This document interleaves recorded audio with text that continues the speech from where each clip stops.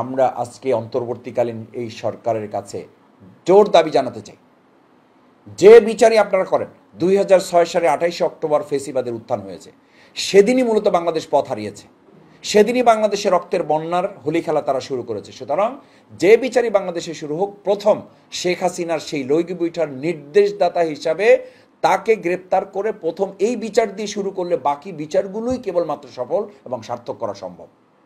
এবং 2024 সালের 5 আগস্ট ওই 2006 সালের 28 অক্টোবরই ঘটনার ধারাবাহিকতা, সেটার প্রতিশোধ দেশের জনগণ নিয়েছে।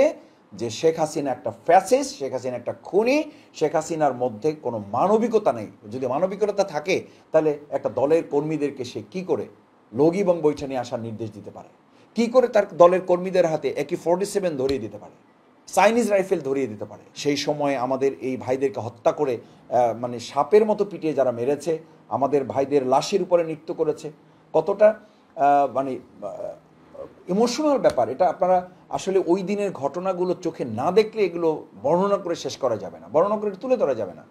আমাদের ছাত্র জনতা জুলাই এবং আগস্টে যে গণ অভ্যুত্থান করেছেন, সেই গণ অভ্যুত্থানের আমরা আমাদের ভাইদেরকে স্মরণ করছি। আল্লাহ তাদেরকেও 2006 সালের শহীদদের সাথে কবুল মঞ্জুর করুন।